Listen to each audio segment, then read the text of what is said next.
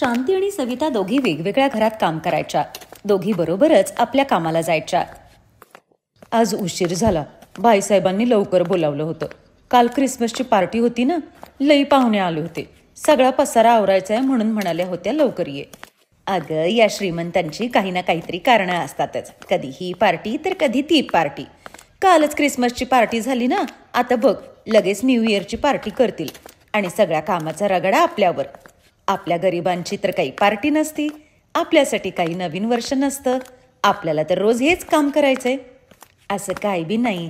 बाईसाहेब म्हणाल्या त्या मला नवीन वर्षाची काहीतरी भेट देणार आहेत. अगं, हे सगळं काम करावं म्हणून सांगतात.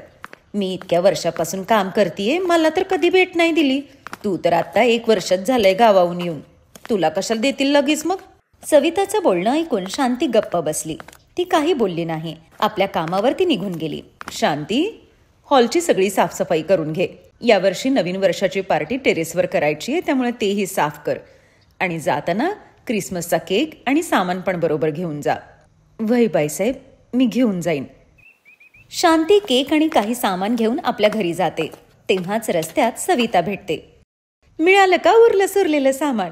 मी तुला आधीच सांगितलं होतं, आपलं काही बी मानपान नसतो. नक्कीच ते त्या पाहुण्यांनी खाल्लं नसेल म्हणून त्यांनी तुला दिलंय ते. नाही, बाईसाहेबांनी माझ्यासाठी वेगळं ठेवलं होतं. तुला माझ्या बोलण्यावर कधी विश्वासच बसत नाही. वेगळं बिगळं काय नाही, हे उरलेलं सामान आहे. माझ्यात आई बी असंच करतात. हे बघ, कालची उरलेली भाजी भात मला दिलंय, पण मी हे नाही खाणार. मी हे रस्त्यात कुठेतरी फेकून जाईन. सविता, अगं हे चुकीचं आहे. तुला जर हे खायचं नव्हतं तर तू घेतलं कशाला? नाही म्हणायचं ना. अन्नाचा अपमान होतो ना असा. सविताने तोंड वाकडं करून भाजी भात रस्त्याच्या कडेला फेकला. शांती काहीच बोलली नाही. ती आपलं सामान घेऊन घरी आली. मुलांनी केक आणि इतर सामान पाहिलं तर ती खूप खुश झाली. मम्मी, हा केक किती टेस्टी आहे. आणि हे स्प्रिंग रोल तर खूप छान आहेत. चाऊमिनवाले होते ते. मी हे एकदा मार्केटमध्ये बघितले होते. मला बर्गर पण दे ना. हो देते, ते पण देते. आणि अजून बी बरंच सामान दिलंय बाईंनी. शांती, तुझी मालकीण खरंच चांगली आहे, म्हणून तर त्यांनी तुला एवढं सगळं क्रिसमस पार्टीचं सामान दिलंय. होय, ते लई चांगले आहेत. पण सविताला आपल्या कामातून खुशीच मिळत नाही. काय माहित का? बघावं तेव्हा आपल्या मालकिणीची तक्रार करत असती. आता तिला कसं समजावू सांगा? हे बघ शांती, आपण आपल्याला समजावू शकतो, पण दुसऱ्याला नाही. त्यामुळे तू तुझं काम मनापासून कर. तू सविताकडे लक्ष देऊ नको. नाही, मी नाही देत तिच्याकडे लक्ष. उद्या बाईसाहेबांनी लवकर बोलवलंय. नवीन वर्षाची पार्टी आहे ना, म्हणून लवकर बोलवलंय कामाला. दुसऱ्या दिवशी शांती लवकर कामावर जाते. पण त्या दिवशी सविता तिच्या बरोबर नव्हती. ती घरीच होती. संध्याकाळी आपलं काम संपल्यावर शांती सविताकडे जाऊन मग घरी गेली. काय झालं ग सविता, तू आज कामावर नाही गेलीस? तब्येत बरी आहे ना? हा, माझी तब्येत बरी आहे की. ते तर मी नाटक केलं होतं की माझी तब्येत बरी नाहीये. नाहीतर आज त्यांनी लई काम करून घेतलं असतं. त्यांच्याकडे नवीन वर्षाची पार्टी आहे ना, मला नाही व्हायचं एवढं काम. त्यांच्याकडे लई माणसं येतात, म्हणून 2 दिवस तब्येतीचं कारण सांगीन आणि पार्टी झाली की मग दुसऱ्या दिवशी जाईन मी कामावर. पण हे तर चुकीचं आहे ना सविता. कोणाला तरी तुझी गरज आहे आणि तू जायचं नाही कामावर, हे बरोबर नाही ना. ती लोक आपल्यावर विश्वास ठेवतात म्हणून तर आपल्याला कामाला बोलवतात ना. आणि तू तर म्हणत होतीस त्या तुझ्या सुट्ट्या पण कापत नाहीत. याचा तर विचार कर ना तू. हे बघ शांती, उगाच माझं डोकं खराब करू नकोस. मला जे ठीक वाटतं मी तेच करते. आता तर मी नवीन वर्षाची पार्टी झाल्यावरच कामाला जाईन. हा. सविता कामावर जात नाही. ती कामाला सुट्टी टाकून घरीच बसते. नवीन वर्षाच्या 1 दिवस आधी 31 डिसेंबरला सकाळी शांती जेव्हा कामावर गेली तेव्हा नवरा रमेश आपल्या मुलाला सूरजला कामावर घेऊन जातो. मुलगी पूजा घरी एकटीच होती म्हणून शांती तिला आपल्याबरोबर घेऊन आली. पूजा, तू इथं जाऊन बस, तवर मी माझं काम करून येते. अरे, आज पूजाला बरोबर घेऊन आलीस? ओहे, ते आज दोघांना सुट्टी होती ना, म्हणून सूरज त्याच्या वडिलांबरोबर गेला, तर हिला मी इकडे घेऊन आले. आता 4-5 दिवस सुट्ट्याच आहेत. खूपच चांगली गोष्ट आहे की तू त्यांना शाळेत शिकवतीयस. हे घे बाळा बिस्किट. शांती, तू हा चहा घे. मला चहा नकोय. सकाळपासून 3 वेळा चहा झालाय माझा. संध्याकाळच्या पार्टीत पिझ्झा पण असेल ना? मी पप्पांना सांगितलं होतं पिझ्झा पण ठेवा म्हणून. हो हो, सांगितलंय तुझ्या पप्पांनी सगळं काही. टेन्शन घेऊ नकोस तू. आणि हो, अनमोल कुठे आहे? सकाळपासून खाली आलाच नाही. टेरेसवरच बसून राहिलाय तो. तो डेकोरेशन बघतोय. मी आत्ता बोलवून आणते त्याला. ही कोण आहे? बाळा, ही शांती आंटीची मुलगी पूजा आहे. हाय पूजा. चल आपण टेरेसवर जाऊया.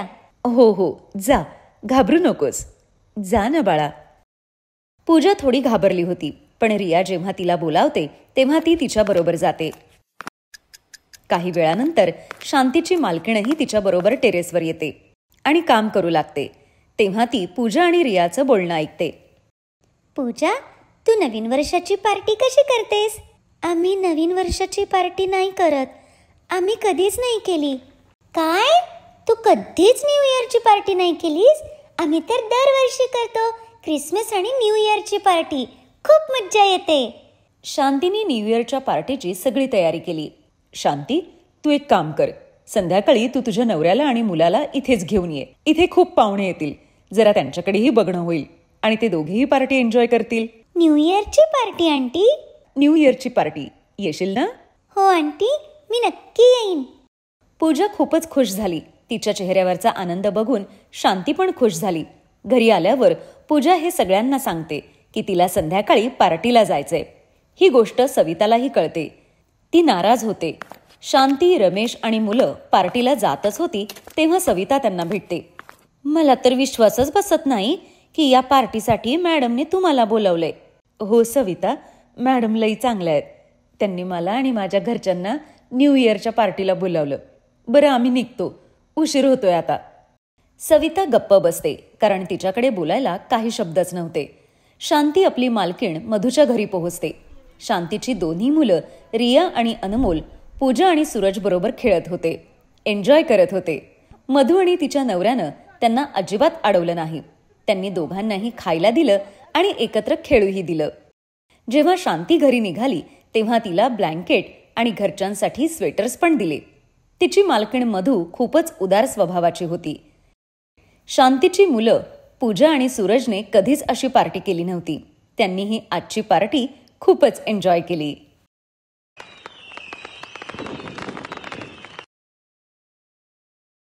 लग्न होणार होतं. काही वेळापूर्वीच ती शॉपिंग करून आली होती. मम्मी बघ ना, या जीन्स, ट्राउझर्स, हे क्रॉप टॉप, लॉंग टॉप आणि या शॉर्ट्स. तू मला साडी सांगितली होतीस ना, या रेडीमेड साड्या पण घेतल्या आहेत. नेसायची गरजच नाही, फक्त हुक लावलं की झाली साडी नेसून. प्रिया, अगं पण यात तर तू डोक्यावर पदर पण नाही घेऊ शकणार. तुझी सासू तर दिसायला तशी जुन्या वळणाची वाटली मला. त्यांनी जर हे सगळं घालायला नकार दिला तर? आंटी, मी तर ऐकलंय की त्यांच्याकडे घुंगट घ्यायला लागतो. माझ्या शेजारी पण तशाच एक आंटी राहतात. मी आजपर्यंत त्यांच्या नवीन सुनेचा चेहरा देखील पाहिला नाहीये. ती नेहमी घुंगटमध्येच असते. आपली आई आणि मैत्रिणीचं बोलणं ऐकून प्रिया थोडी घाबरून जाते, कारण रोहनशी लग्नाचा निर्णय तिचा स्वतःचा होता. वक्रतुंड महाकाय सूर्यकोट. लग्नात प्रियाची सासू हेमा प्रियाचा घुंगट हलूच देत नव्हती. सुरेख कार्यक्रमासाठी प्रिया तयार होत होती तेव्हा तिची नणंद शिल्पा येते. वहिनी, तुझे ड्रेस तर खूपच छान आहेत. आणि ही साडी? वहिनी, ही तीच साडी आहे ना जिचा बाजारात आजकाल खूप ट्रेंड सुरू आहे? हो शिल्पा, ही तीच साडी आहे. तुला जर यातली कुठली आवडली असेल तर तू ठेव. एक मी नेसते, एक तू नेस. वहिनी, तू किती चांगली आहेस. पण आज तुझा दिवस आहे, त्यामुळे आज तुला छान रेडी व्हायला पाहिजे. चल, मी तुला तयार करते. प्रियाची नणंद शिल्पा तिचा मेकअप करायला लागते. प्रिया तयार होते तेव्हा तिची सासू हेमा त्या खोलीत येते. हे काय, तू डोक्यावर घुंगट नाही घेतलास? या साडीचा तर पदर पण लहान आहे. थांब, मी तुला दुसरी साडी देते. हा असला छोटा पदर बघून सगळे लोक आपल्याला नावं ठेवतील.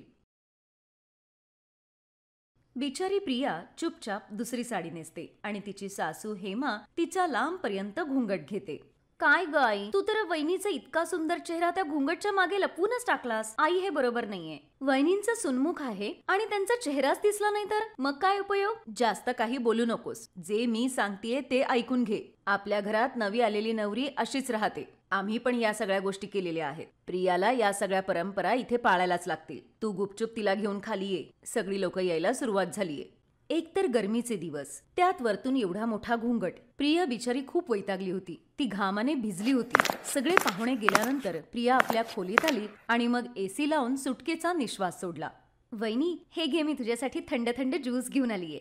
मला कळतंय की आईमुळे तुम्हाला किती त्रास झालाय ते. मला पण कळत नाही ती का याचा हट्ट धरून बसलेली आहे ते. ठीक आहे, थोडासा घुंगट ओके, पण एवढा मोठा घुंगट घ्यायची गरज नाही ना की हवाच जात नाही आतमध्ये.